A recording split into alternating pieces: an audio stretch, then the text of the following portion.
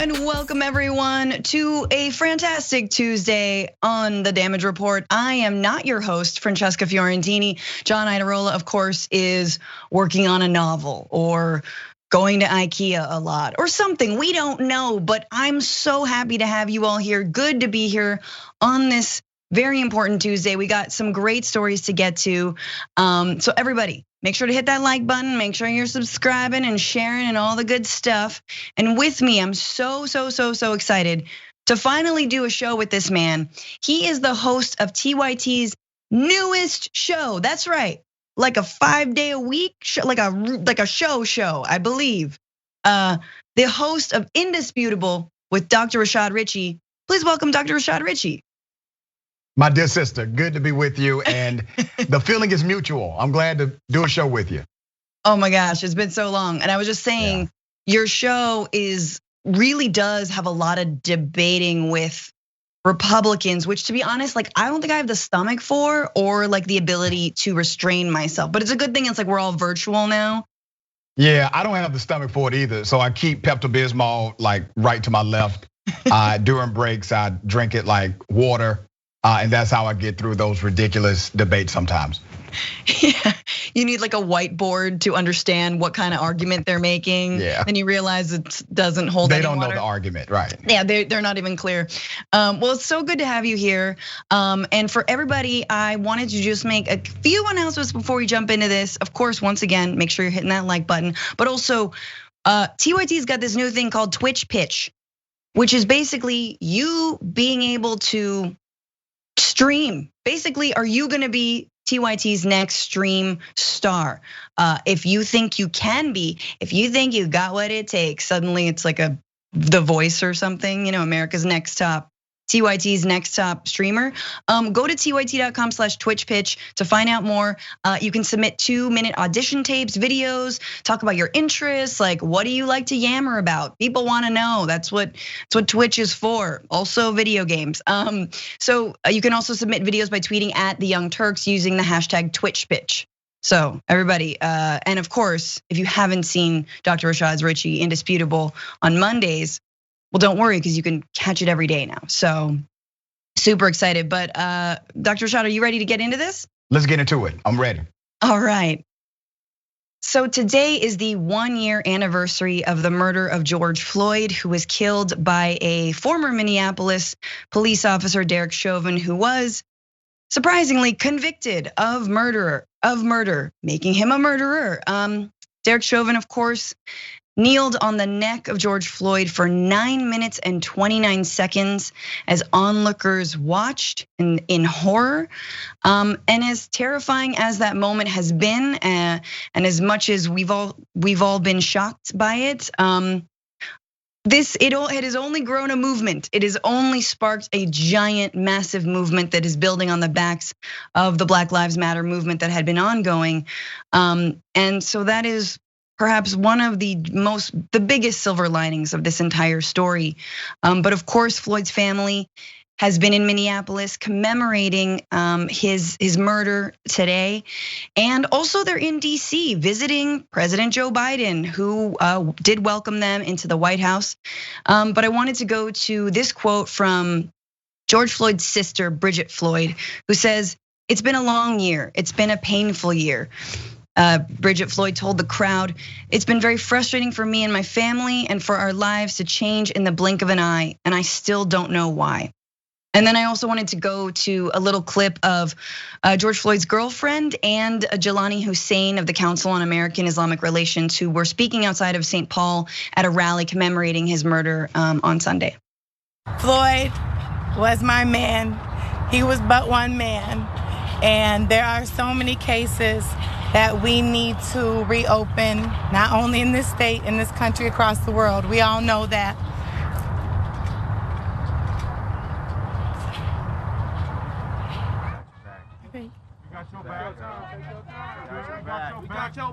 What I remind every single one of you is, Minnesotans, we have failed George Floyd.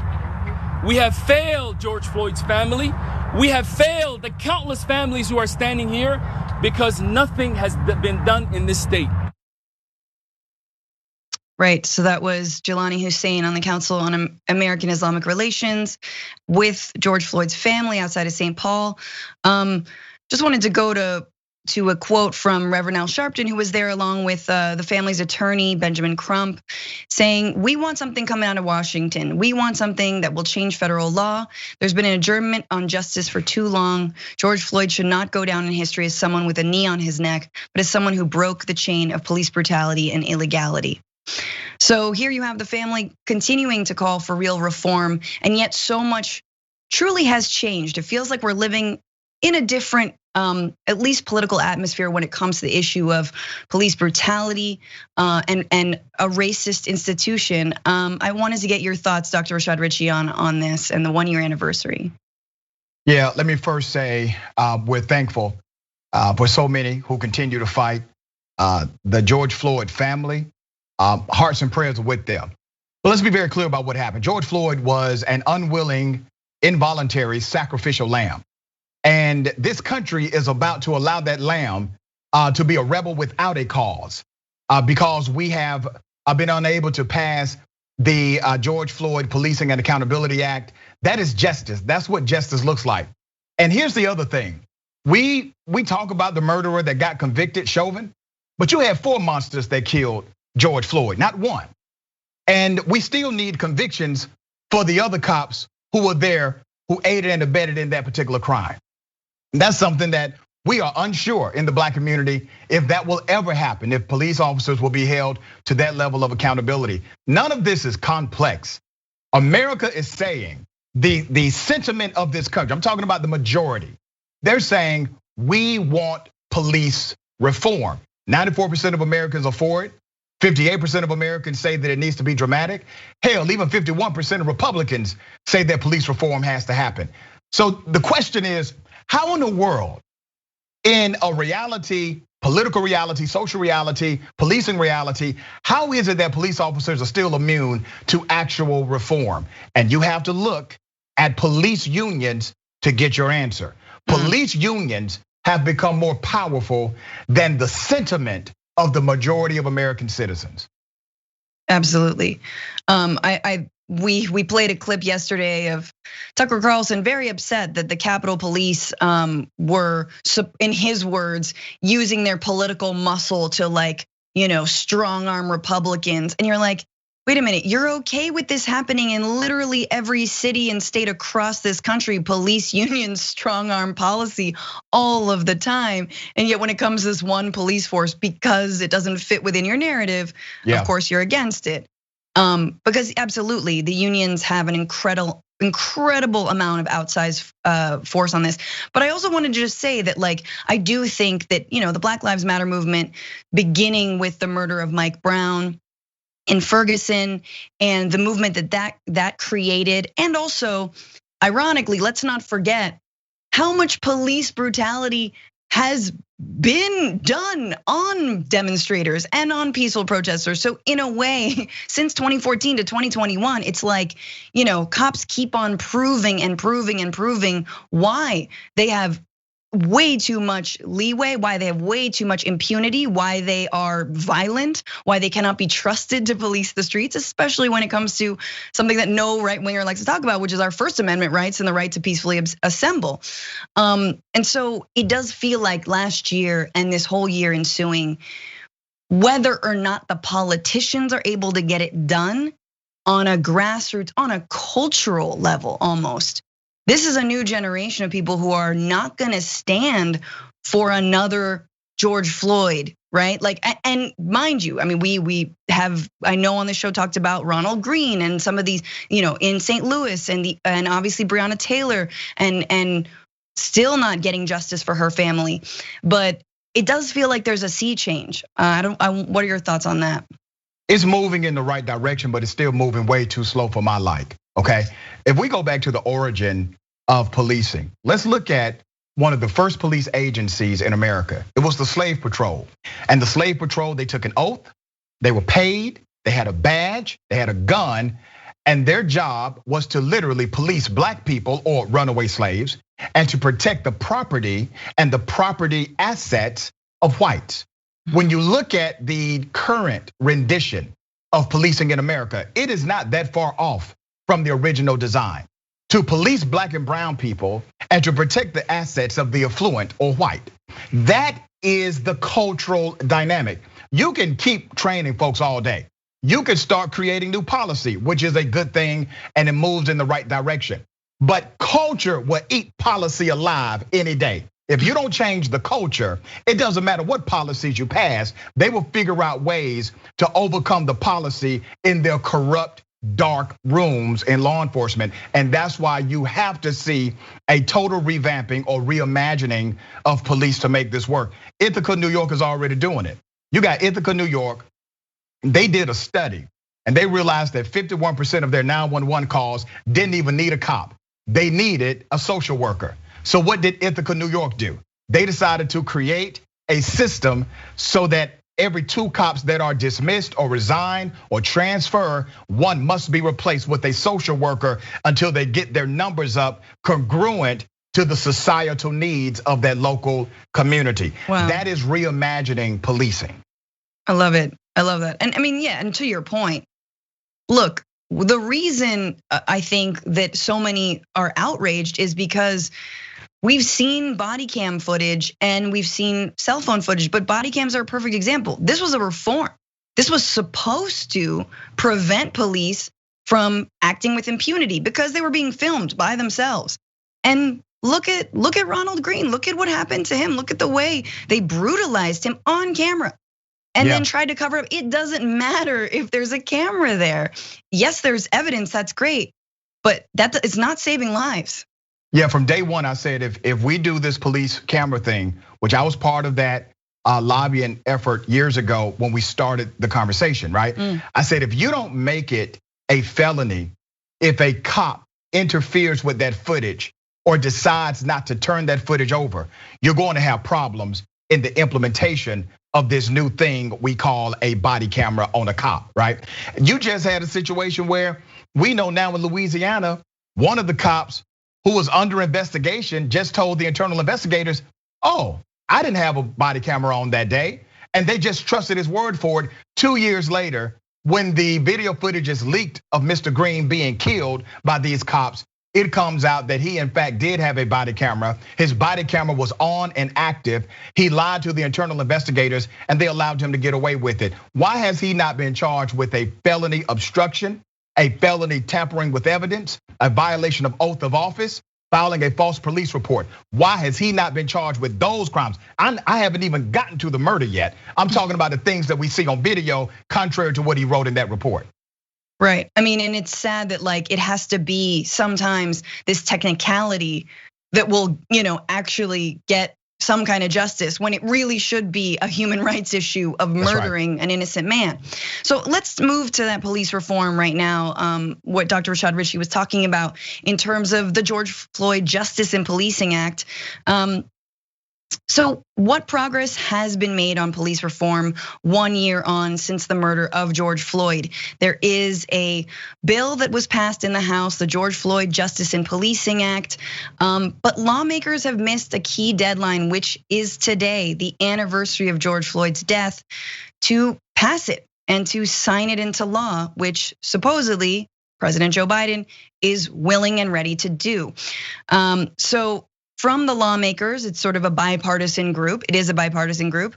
They put out a statement saying the anniversary serves as a painful reminder of why we must make meaningful change.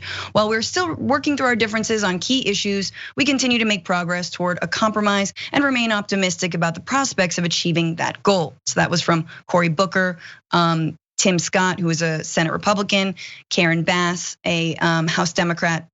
We need to talk about a relatively new show called The Republic, or UNFTR. As a Young Turks fan, you already know that the government, the media, and corporations are constantly peddling lies that serve the interests of the rich and powerful. But now there's a podcast dedicated to unraveling those lies, debunking the conventional wisdom. In each episode of The Republic, or UNFTR, the host delves into a different historical episode or topic that's generally misunderstood or purposely obfuscated by the so-called powers that be, featuring in-depth research, razor-sharp commentary, and just the right amount of vulgarity. the UNFTR podcast takes a sledgehammer to what you thought you knew about some of the nation's most sacred historical cows.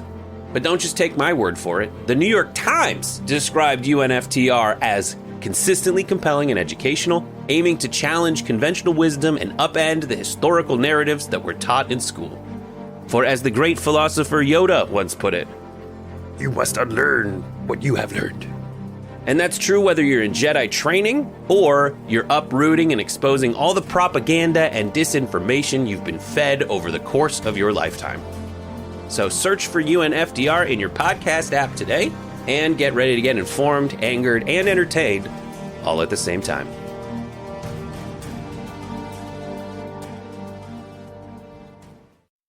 So what's the holdup? Why haven't we done anything on the federal level? So according to several lawmakers and aides familiar with the state of the talks, progress has been slow on the most sensitive matter, whether to loosen or eliminate the doctrine of qualified immunity that shields police officers and departments from civil liability in cases of misconduct. Of course, members of both parties said this week that they expect other matters under discussion, including banning of chokeholds, the creation of a national database of suspect officers, and the imposition of new training standards to quickly fall into place if there's an accord on qualified immunity. So, Dr. Rashad Richey, what is the importance of qualified immunity, and do you think Democrats are right in holding out on this issue? I think they should hold out on the issue. And I know people that I respect a lot, like Congressman Clyburn. He has said maybe we need to get rid of qualified immunity to get this bill to pass. I disagree with him. I disagree with all institutional Democrats who believe that we are going to make true progress by compromising on an issue like that. Let's go to the origin of qualified immunity, because you're really fighting for the soul of this nation over things like qualified immunity. The origin of qualified immunity comes from racism. State lawmakers passed the rule of qualified immunity for cops in order to give cops who were racist and bigoted and busting in the head of children who were activists in the late 50s and 60s, they wanted to give these cops personal immunity so that if the federal government if you had a claim, if the state had a claim, then you as a cop would be protected personally. Your assets are protected, your house is protected, your family is protected. So you can go out and be as racist as you choose to be, as long as your department backs you, you have no personal liability. There is no other profession that enjoys this distinction outside of being a civil servant or cop working in government. Surgeons don't have this, psychiatrists don't have this. Why? We say the reason why police officers have this amazing ability called qualified immunity is because their job is so dangerous. It's not even one of the top 10 dangerous jobs in the United States. No disrespect to those who are in policing. I'm stating a fact. The fact is, the most dangerous job in the United States, based on violence and death, is cutting trees. Cutting trees.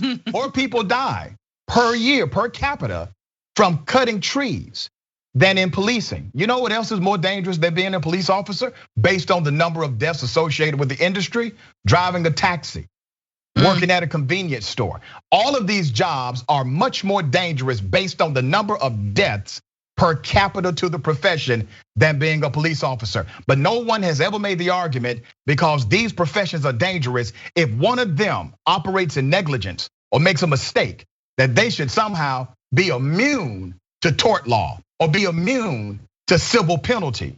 You can't touch them personally. It makes no sense. It didn't make sense when they first started the law. It doesn't make sense today. Yeah, it's almost like it was designed for them to simply behave with impunity and do whatever they want. That's exactly what it was, yes. Yeah, I mean, and to me, like looking at the other pieces of this legislation, right? So it's things like banning chokeholds. Well, New York State also had a chokehold ban, and Eric Garner was still choked and died. There have been bans, and once again, like another one of the pieces is a discussion on raising the bar for no-knock warrants. It's not abolishing no-knock warrants, right? Which I think it should be after the Breonna Taylor case, but it's not. It's all the rest of it is mealy-mouthed. The real, I think the crux of it is qualified immunity, which apparently Tim Scott is saying This is Republican Senator Tim Scott. Like, well, if you have qualified immunity, police officers won't answer calls anymore in distress because they will be afraid. Dr. Rashad, what's your answer to that argument? Yeah, great. Those are the cops you don't need on the streets. We need to know which ones are too afraid to do their jobs with confidence because of their training, their insight, expertise, and relationships in the local community. If they are afraid to answer a call because they have the same level of accountability as every other professional in America, we need to know who they are, get rid of them, recruit new blood in, and this new blood knows exactly what they're getting into, right? There are two primary reasons for criminal law in the first place. And if we miss this, we've missed the whole element of why criminal law exists. Number one, to punish wrongdoers. Number two, to deter behavior. Those are your two primary reasons you have a criminal law statute or criminal law statutes. If you're telling me that you have created this whole statutory column just for police officers so that they cannot be punished under the law, under civil or criminal law, if you're telling me they can't be punished or there's a different standard for their punishment, what you are also doing is shaping their behavior, because these laws were meant to punish wrongdoers and deter bad behavior. If you don't do this for them, then you are shaping their behavior, or they are shaping their behavior, and they're defining it as they choose. Absolutely, and I mean, honestly, at this point, I'm like, maybe police officers, not maybe, police officers should be afraid to use lethal force. Like, I think that should be a pretty big consideration before you take someone's life. And maybe the problem we have now is that they know that no matter what, they will be immune because of qualified immunity. One other question for you, Dr. Rashad, and I apologize, it's more like an interview, but I am just, it's all good.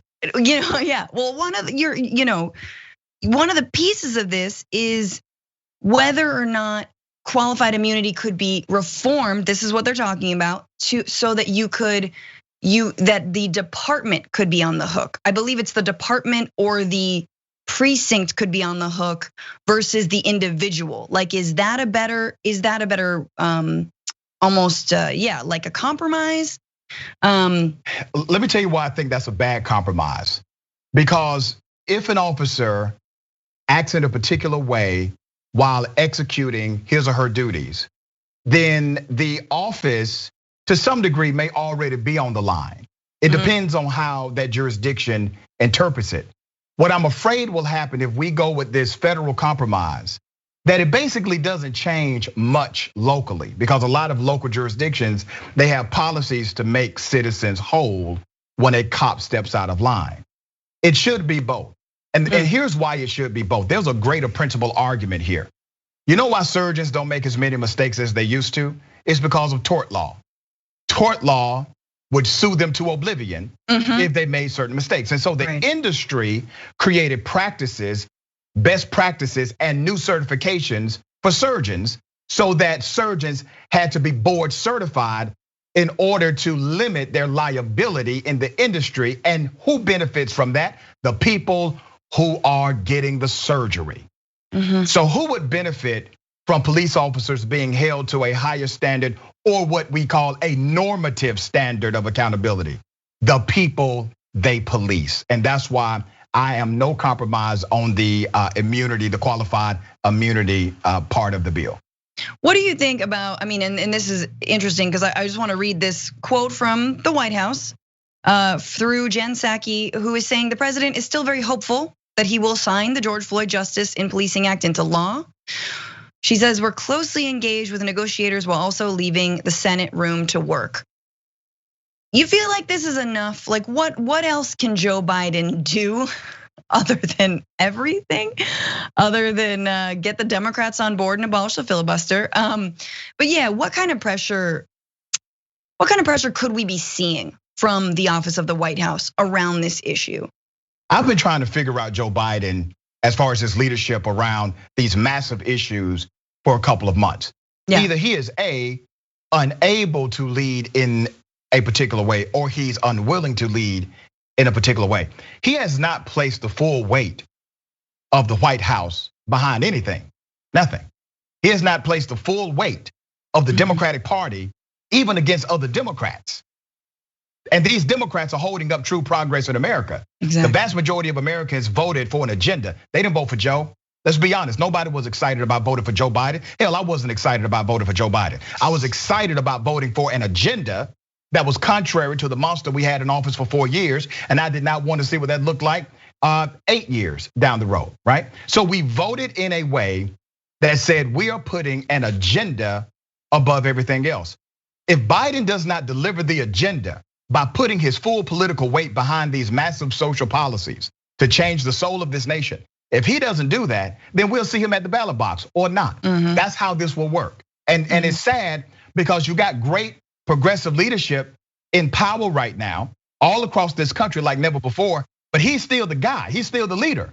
You have to follow this guy to some degree, and he's the one that can block anything. And if he's not leading in front, but trying to lead from behind in this era, it won't work. Yeah, I mean, and especially thinking about who gave him that mandate, right? Which communities, right? We're talking about the Black community. We're talking about the immigrant community, and on those two particular topics, when it comes to police reform and when it comes to immigration reform, Biden is absolutely leading from behind. Has not been his approach. He is not looking to stick his neck out for either of those two issues. And look, I think it's great that he invited the George Floyd family into, the White House. That's fine. But what about going to Minneapolis? What about going to the family? What about going to communities and really just talking with them? What about talking to the family of Dante Wright? What about just looking and understanding with his own eyes? I mean, imagine the press that would cause. That would be a huge statement. So I do think that there are other ways besides sort of symbolic meet and greet. That there's better symbolism to be had, but there's also, like actually pushing for a piece of legislation. Or look, I don't know, what can and can't you do with executive order? We still don't know, Rashad. We were like, I know. How many years? It's so ambiguous, and here's why I'm at. And a lot of people are going to completely disagree with me, and I'm fine. Okay. I'm fine with the disagreement. I'm at this place now. Damn it, do everything by executive order until a judge overturns it. And that's almost how the previous administration got stuff done. Just do it. Do it. If a judge tells you can't do it, file an appeal, then file another appeal, but do something. Do something, Joe. These folks depended on you to deliver an agenda. And why haven't you gone to Joe Manchin? I'm talking about to his state. Bring a family to his state. Make an optical spectacle there. If you want to do optics, let's do it in the state of a guy who's low-hanging fruit on one hand, but also an individual who's a contrarian to the progress we're talking about. Well, I wanted to go to just one more aspect of this idea of qualified immunity and why it is so important, even though it sounds wonky, and who might not be on the side of holding police officers to account. So the US Supreme Court seems to have little interest in making it easier to get justice for police murder by recently declining to take up a case on whether to make it easier to hold municipalities liable for civil rights violations in connection to police who've committed murder or who have killed people, civilians. They rejected an appeal by the mother of a man killed by police in Ohio. So the justices turned away the appeal filed by a mother of a 23-year-old man named Luke Stewart of a lower court ruling that threw out her claims made under federal law in a civil rights lawsuit against the city of Euclid and an officer involved in the 2017 incident. So more on that incident, the officer Matthew Rhodes, who shot Stewart in the chest and neck at close range, avoided liability for those claims through a legal defense called qualified immunity, even though the lower courts determined that a jury might find that he unlawfully used excessive force. The lawsuit filed by Mary Stewart accused Rhodes and other officers of using excessive force in violation of the US Constitution's 4th Amendment ban on unreasonable searches and seizures. The suit also accused the Euclid police of a pattern of unconstitutional practices, particularly against Black people. Her son was Black, the officers are white. And there's more on, Stewart was sleeping in his car. Let's just read it. Let me just give you the context of that. So Stewart had been sleeping in his car when police came upon him. Rhodes entered the vehicle as Stewart tried to drive away. Rhodes punched Stewart, shocked and then struck him with a taser, and finally shot Stewart in the chest and neck with a gun. So, not like we haven't heard that heinous story and murder before, but here you have the Supreme Court, right? Who it's on them to decide what they want to take up and what they don't want to take up. Dr. Rashad Richey, what does it mean that they decided not to take this case up? It means they scared. That's what it means, number one. I read this federal suit. This was a well put together federal lawsuit. And they hit all of the elements that they were supposed to hit. And they sought administrative remedy from the lower court, as they are supposed to in cases like this. It passed all of the tests. And then it gets to this highly selective group of individuals, conservative leaning, obviously, and they decide not to take the case. Now, think about this. If they knew, I'm talking about the conservatives on the court, if they knew that they could constitutionally back what the lower court did, they would take the case to create precedent. They would take the case to create case law, and there's no more supreme case law than those cats, right? But they did not take the case. They don't want the headache, and their job is literally to unravel complex matters like this. I think this makes the argument for enhancing the US Supreme Court, as Democrats started to make that argument. Somehow that argument has now kind of fallen to the wayside, but you must increase the number of Supreme Court justices in this country. You're going to have to do it, or they will unravel or not lay to rest major legislation that hopefully will get passed by a more progressive administration. Absolutely. Just to back up some of what you were saying around qualified immunity, recent investigations have shown how under the guidance of the Supreme Court, lower federal courts are increasingly granting qualified immunity to police accused of excessive force, even when they have determined the officers acted illegally. So again, it's this insane. On the highest court level. Yeah, no. What you did was illegal, violated constitutional rights, civil rights, etc., murder, obviously. But still qualified immunity because police are above the law. I mean, look, we're also in this moment where what has the Supreme Court decided to take up? Oh, another abortion case. Wonderful. Right. Just the pro-life, pro-death party of a now, yes, it's not even fair to say right wing. It's not even fair to say conservative, but an extremist, Christian nationalist bent of the Supreme Court. Brett Kavanaugh, Neil Gorsuch, Amy Coney Barrett. They are not your run-of-the-mill conservatives that you see on MSNBC and you're like, why do they have a job? Yeah, and I would they're extremists. Yeah, they are extremists, and I would even argue that they are using their religion to disguise their darkness. I'm a Christian man, right? I believe in a radical Messiah of color. I had someone call my show today, a white female. She belongs to the Tea Party. She calls my show semi-often, so I have dubbed her Tea Party Lou. Her name is Lou. She's a Tea Partier. I call her Tea Party Lou. And so she always has the white supremacist point of view. And so today I just decided to ask her a simple question, because if they can't answer this question, it actually answers a lot of questions about them. Yeah. Are you a Christian? I asked her. She said, yes, I'm a Christian. I said, what color is Jesus? She couldn't answer that. She started saying things like, why does it matter? We're not talking about Jesus. Because her Jesus is white. He's fictional. The white Jesus is fictional. Even if you don't believe in religion, even if you're not a Christian, historically, you're inaccurate. But if you're willing to believe that lie, you're also willing to believe the big lie that Donald Trump actually won the election and some mythical creature stole it from him. And this is the mentality you're dealing with. And that mentality now exists in the highest court of the land. It existed inside of our White House. Trump was never a believer. He was just playing everybody. But he had people that were zealot in that way. And they kept him in power. And they're hoping that he comes back. Yeah, that mythical creature is just a white Jesus. Right, that's the mythical creature, absolutely. I love that she stalled, because I feel like that's progress. I'm not trying to say like she's probably also not fairly backwards in her thinking, but the fact that she was like, oh, why does it matter? Like that means that she secretly knows that he was like North African, Arab, like. Right. She didn't come out and just say, oh, he's white, right? Because she knows better, right? She didn't pull the Megyn Kelly, like, Santa is white, everybody. You should have followed up with a Santa line, and she could have been what? That's why he's white. I used to play that clip on my radio show every Christmas. It was so iconic to have Megyn Kelly, and at that point she was coming on like 9, 10 o'clock on Fox News. And so she says, okay, yep, Santa is white, kids, just for the kids. Who in the hell is watching your show that's a child, first of all, that believes in Santa Claus? Who is watching your program?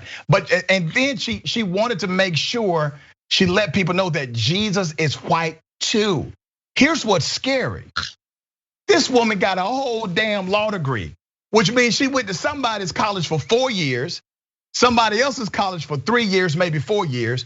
She has almost 7 or 8 years of college. Wow. And this is what she says on her show. She was suspended for 1 day. They never said it was a suspension, but she didn't come back the next day. And then she kind of gave a halfway apology about telling her children that watch her show at 10 p.m. at night that somehow Jesus and Santa Claus are white people.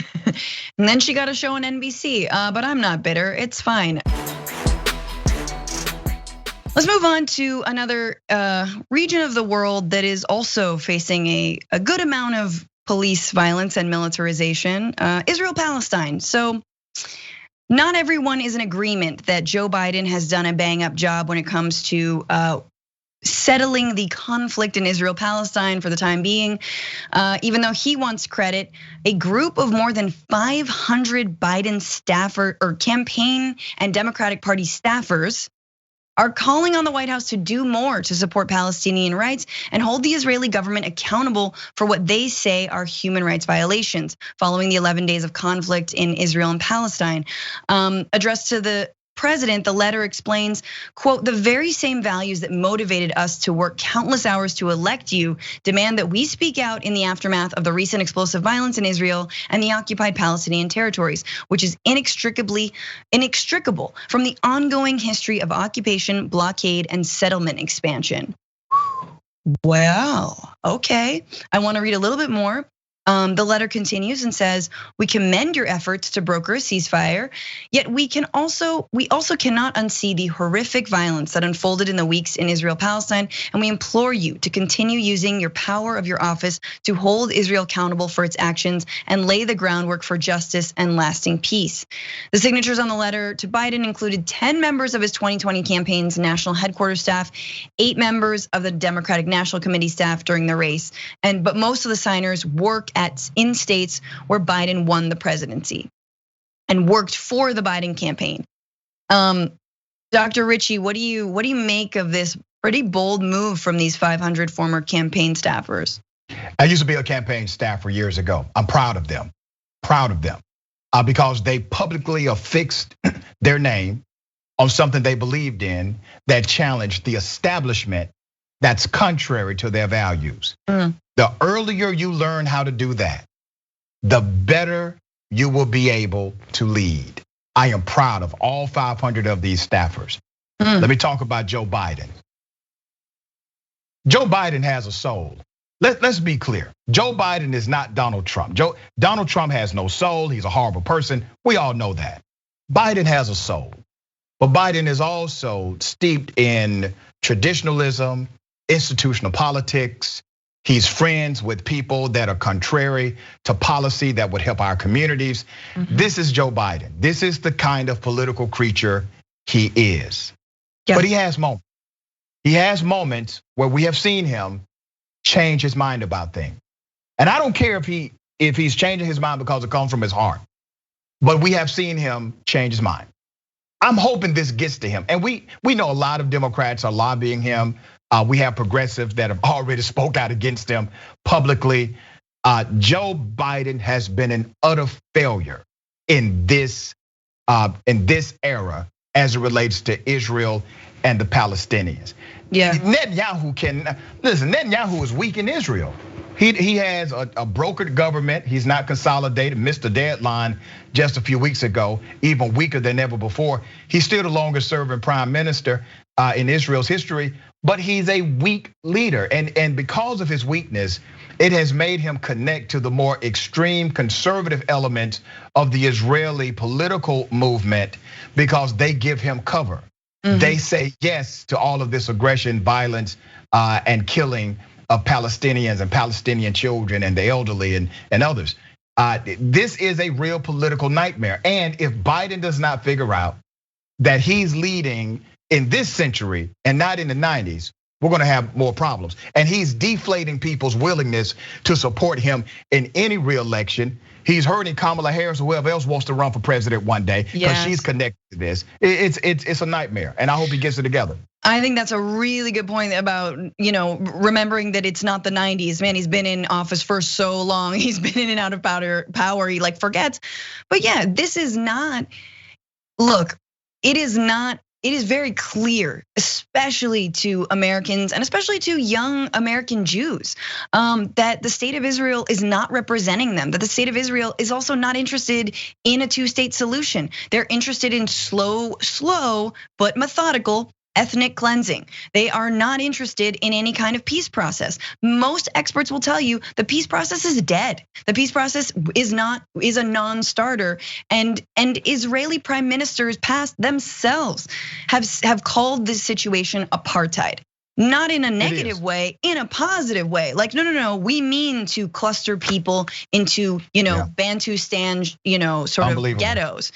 And so the other thing is like, Biden said, and I mean, we've heard him say, I am a Zionist. I completely believe in the state of Israel. I mean, you can believe in it, but that I am for this project, right? This project of ever expansion. So I feel like he is completely behind the times. And when it comes to that mandate, Dr. Richey, that you talked about, I think this is one of them. And seeing 500 of his staffers say, look, we gotta do better in the year 2021, when you see the amount of human rights abuses coming from one side, a world-class, armed to the teeth military, thanks to the United States, that has been bludgeoning a defenseless population in large part. Like, you gotta do better than this. I just wanna finish with something more that they said. Former staffers say they urge US leaders to join our international allies in calling for an end to Israeli violations of international law, or at minimum, stop obstructing efforts to the United Nations to do so and ensure US aid no longer funds the imprisonment and torture of Palestinian children, theft and demolition of Palestinian homes and property, and annexation of Palestinian land. That is not wishy-washy. Like, that language is very specific. These are staffers who know what they're talking about. They're not just this is not a blanket statement of like, both sides and like maybe just give a little more, love to the Palestinian side. It's like, no, here are the things you need to do. You need to stop, because the US has been running cover for Israel in the United Nations for decades now. Yeah. And some of these staffers are policy experts, and that's why they were part of the campaign. So they are very familiar with the ins and outs of this. And then America, just think about how deep it goes. This is beyond this neutral statement on Twitter from President Biden. They are actually engaged in back channel diplomatic conversations in order to stop the United Nations from having a coalition of nations talk up against Israel. Now, why is that important? Can the United Nations really do anything? No, they're not going to send in some occupying military to do something. But what they can do is they can swiftly shift the narrative, the public relations narrative of Israel across the planet. And that's the reason why America is jumping in. Because America knows if that happens, if the United Nations, they come in and there's a great humanitarian effort, and we're talking about through public sentiment, that says what Israel is doing is wrong, it is evil, and it's creating chaos and murder, America would then be forced to make a decision on a global scale. America isn't lobbying for the UN to not do this for the sake of Israel. They're doing it for the sake of themselves. Yeah, and I just wanted to, as the news of, because look, every time rockets stop falling on Israel and there is a ceasefire between Hamas and Israel, the headlines, mainstream news, they stop covering this issue 100%. And yet the occupation rolls on. the degradation, the annexation of land, the settlements continue. And so right now, what is happening is massive arrests of Palestinians, sweeping arrests in what many are calling a collective punishment, essentially, for the last few weeks. So this is from The Intercept. They write at least 74 Palestinians were detained on Monday afternoon, just on Monday, in the first hours of what Israel's police is calling Operation Law and Order, which, come on. Sounds familiar? How familiar? How many more parallels do we want here? Palestinian rights groups call the planned arrest of up to 500 protesters on charges ranging from attacks on the police to vandalism to online incitement, a blatant crackdown on dissent, timed to coincide with the dimming of the global spotlight on the conflict. So the world moves on, we can arrest these people with impunity, it's fine. And just to give you guys a sense of what these arrests are looking like, this is a young boy who's 11 years old in the East Jerusalem town of, let's see, Beit Hanan, I think I wrote it. Okay, I'll get the name to you exactly. But he's 11. He was detained for throwing rocks, and this is his little sister demanding that Israeli police release him. So take a look.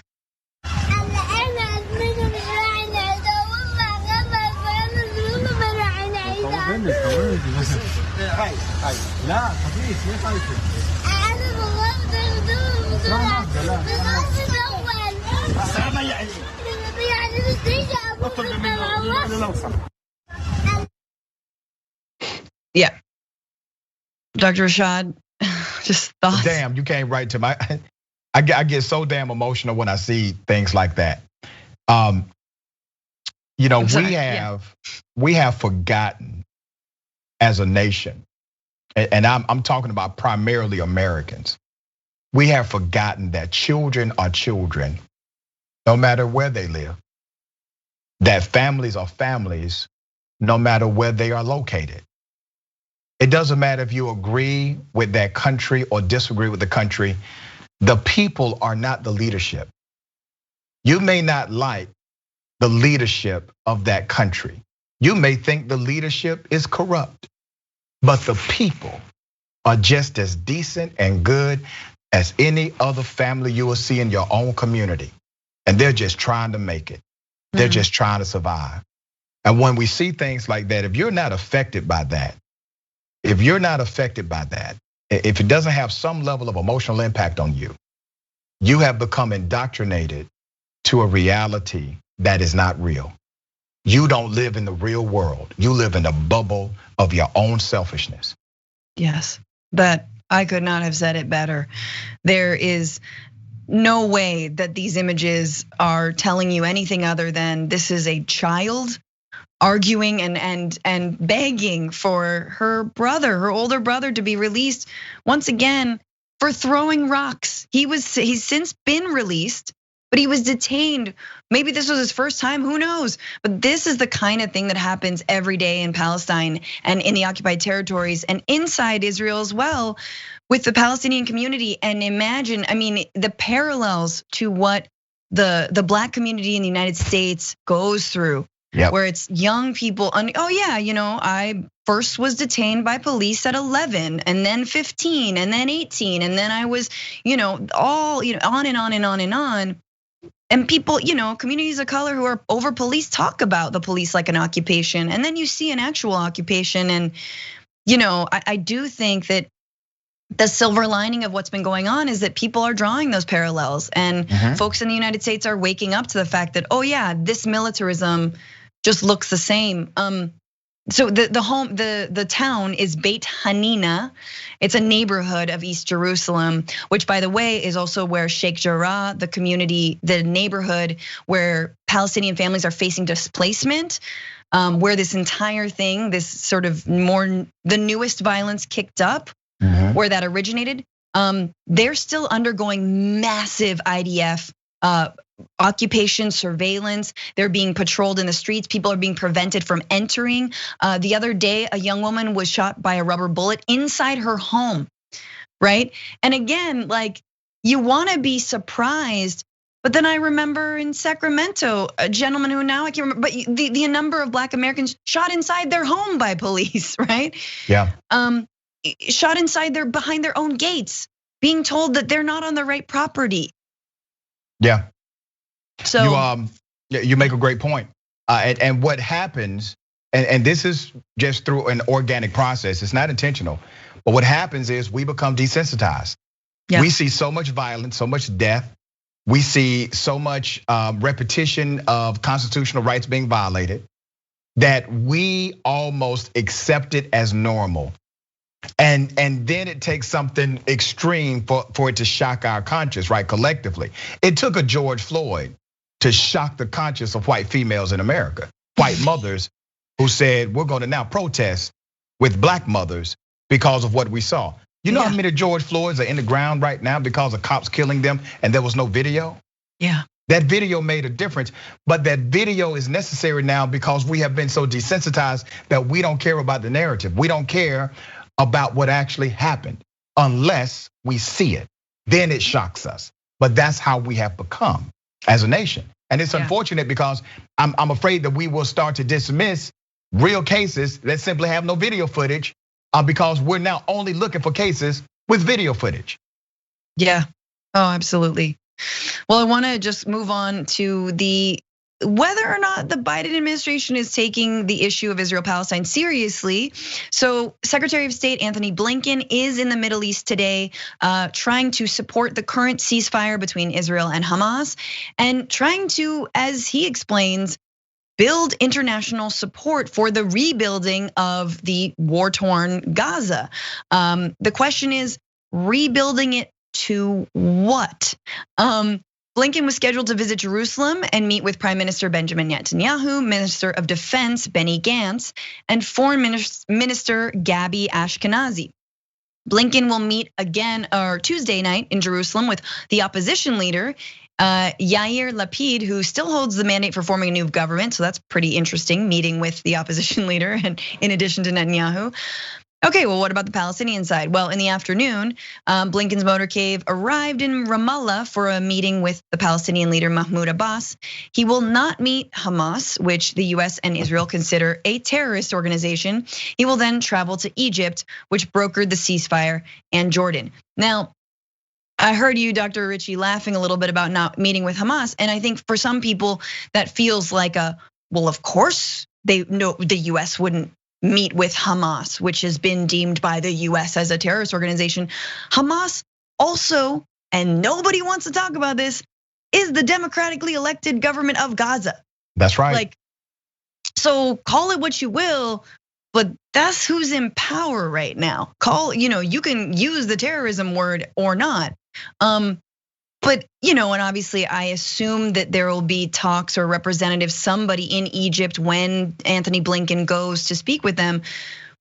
But I don't know what your thoughts are. My feeling around this is, why just stay in Ramallah? Ramallah is, arguably like sort of the biggest and most developed city in the West Bank. But I'm like, go to Gaza. Why not go see how easy it is to get into Gaza, right? Or go to a town inside of Israel, like a Palestinian majority town, and see the settler violence there. Or go to a smaller town in the West Bank and see the settler violence there. Go to Sheikh Jarrah in East Jerusalem, where all of this started. Like Ramallah is a little bit of an easy way out, and Mahmoud Abbas, as I think a lot of Palestinians would agree, is sort of the most capitulating and agreeable when it comes to the allowing for the Israeli like ongoing project of settlements, and sort of the also upholding the status quo from the Palestinian side. Yeah, this is all about plausible deniability. They don't go there, they don't have to face the reality of what they will learn. Now, do they already know it? Of course they know it. They know it, but they have deniability right now. They can deny they know it. They can deny the nuances that are important to the narrative. Let's talk about terrorism. I've always found it quite laughable how America will classify or not classify those who are actual terrorists. The KKK, still by many, not considered to be a terrorist organization, right? What happened on January 6th, That's terrorism to me. That was an act of violence in order to make a political point, right? No, Right. Those were protesters. They were unruly. It was unfortunate. So they won't call them protesters. You have a bomb being sent by Israel that blew up children. If I'm one of the parents or one of those children is my sibling, you're a terrorist to me. You are a terrorist to me. And that's how complex the matter gets. Having a US policy that says we are, as a blanket policy, no nuance, no exception, we are not going to include a conversation that is required for a solution is such a blind spot. It's almost like a comedy that we see the failure about to happen. Yes. You are leaving out an important piece of the puzzle that's required. Absolutely, absolutely. And to that end, I mean, if the whole point of this trip is to try and build international support for humanitarian aid to Gaza, you might want to ask Israel on that one. So just for folks to know, this is from The Guardian. Blinken says that he called on greater economic opportunities in both occupied West Bank territories and Gaza, which has been under an Israeli blockade since Hamas came to power in a 2007 election. That sentence right there is all you need to know about Gaza. Oh, I'm advocating for greater economic opportunities and a rebuilding of ravaged places like the COVID testing site in Gaza for Palestinians. Also, there's a giant blockade that Israel leads preventing any goods coming in and out of Gaza all the time. Anywho, I'm just gonna not connect those two parts not of that connect sentence. them. Don't do anything about it. Don't say anything to actually change that. Let's just move on as if it'll work out. Oh yeah, and look, a lot is made of the tunnels, right? Tunnels between Gaza and like Egypt and or Israel. And I understand that yes, potentially rockets, weapons are going through those tunnels, but also baby formula, aspirin, construction material. Those things are also going through those tunnels for Gazans who are cut off from the outside world, and their only way for goods to get in and out is through Israel. And just to show that Israel does have control of this, on the day that Antony Blinken arrived in Jerusalem, Israel allowed food and fuel into the coastal strip for the first time since the fighting ended. Amazing. Food and fuel for the first time. So what are we to understand? Exactly, so people have needs like food and fuel, and those things have not been accessible to Gazans in the last, like 5 days now since the ceasefire or more. And that, Israel's like, okay, we will allow this. Meanwhile, you ask Israel any other time, you ask the government any other time about why they're allowing a blockade to continue, and they're like, oh, because it's all weapons. It's always weapons. There's nothing but weapons. Well, what about the food and fuel? No, weapons. So. Yep, that's the narrative. That's the disguise. You know the big difference between Israel and the Palestinians? Israel has a better public relations team. Okay, just think about that. Because for so long, people have demonized the Palestinians and have glorified the Israelis. You have presidents like Jimmy Carter, former President Jimmy Carter. He knew what was up back then. And he decided to tell you what was up. Oh, they blasted him. I'm not talking about Republicans, I'm talking about Democrats. They blasted him for his stance in halfway support of Palestinians. Yeah, absolutely. No, yeah, he was seen as a pariah after that statement. I mean, and he wrote an entire book about it. He was, he believes in this so much. Look, we're gonna see what happens with Antony Blinken. I think it is a really good start that these 500 staffers are putting pressure on the Biden administration. Look, we can't be talking about this issue like it's the 80s or the 90s. It is 2021, and every day our children are being detained and shot at and killed. Let's move on. Let's go back to what's going on in the US in just. Wow, the most gun-toting state in the West, or somewhere near the West. It is about to be even easier to own a gun in Texas, because apparently it was hard before. Governor Greg Abbott is continuing to push to make Texas pretty much the most pro-life, pro-death state in the entire union. Texas lawmakers have passed a bill that would allow residents to carry handguns without a license, background check, or training, sending the legislation to Governor Greg Abbott's desk to sign. And the state Republican-dominated legislature approved of the measure. And Greg Abbott says he's gonna sign it despite, of course, objections. Mind you, this is the first time that the legislature has met since the El Paso shooting that killed 23 people. So wow. Anyway.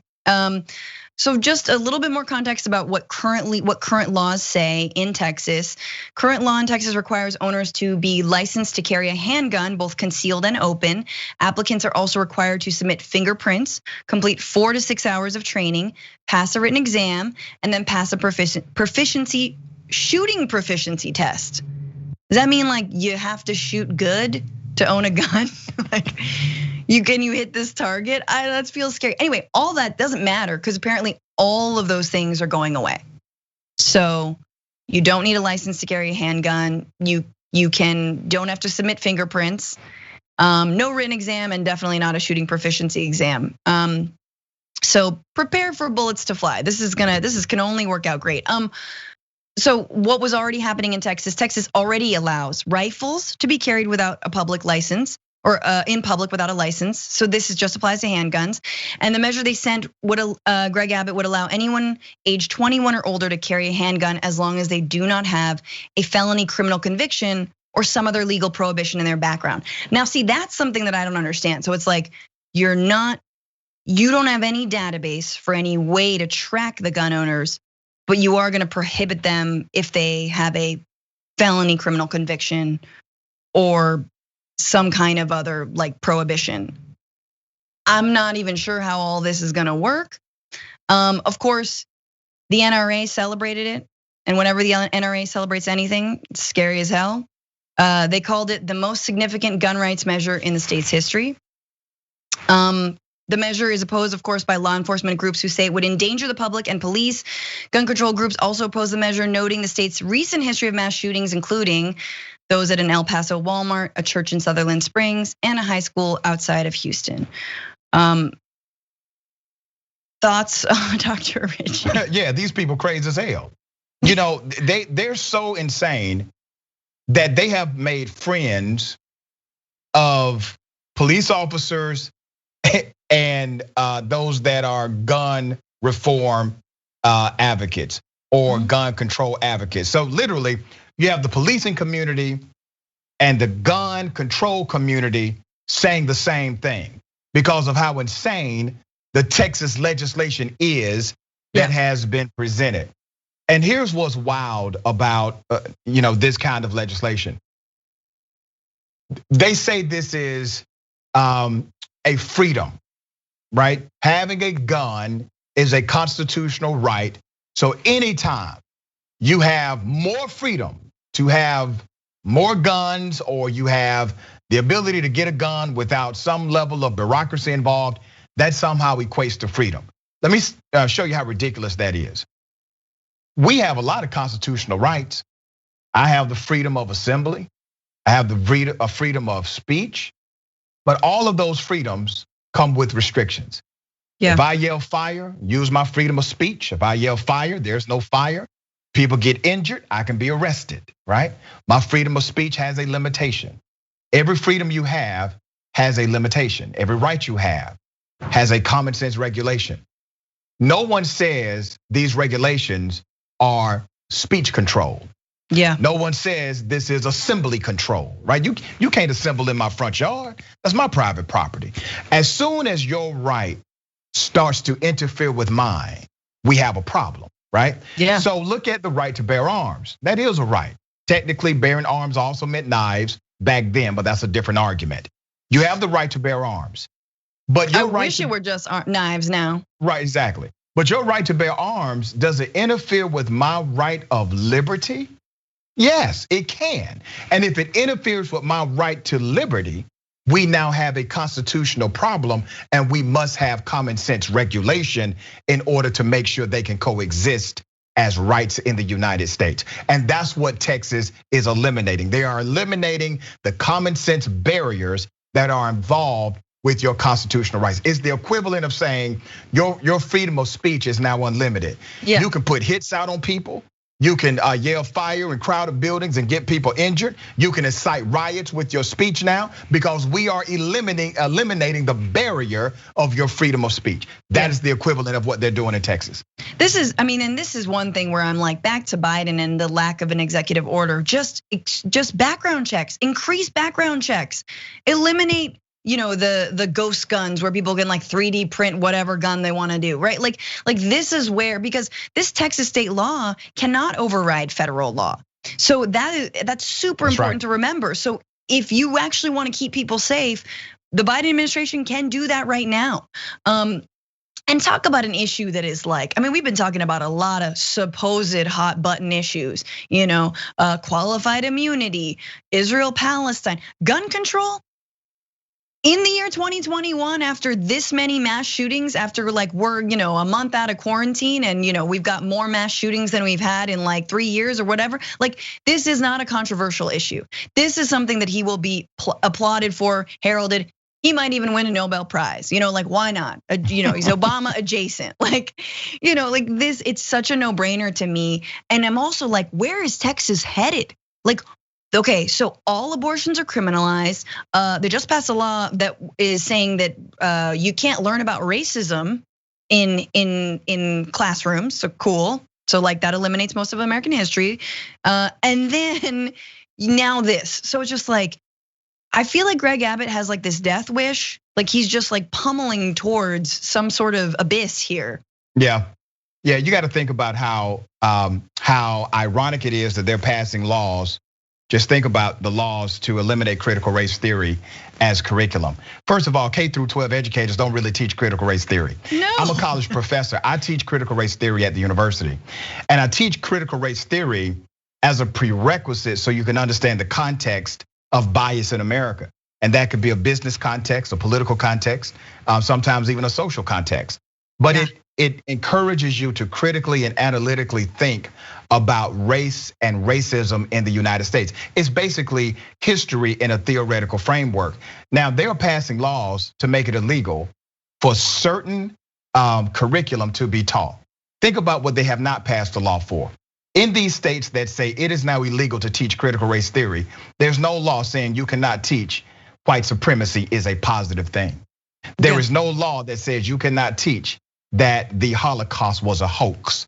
You are legally able to teach these ridiculous ideologies in these states. But the one thing you cannot teach is critical race theory, the history of racism in a theoretical framework in the United States of America. That is now against the law in states around this country. Once again, heart goes out to Texas. I've said this 2 days in a row now, but Dr. Rashad Richey, thank you so much for being here. And you guys don't miss him on Thursday, May 27th. He's gonna be with Anna Kasparian on The Conversation. I believe on the other side of that, being interviewed by Anna. Yes.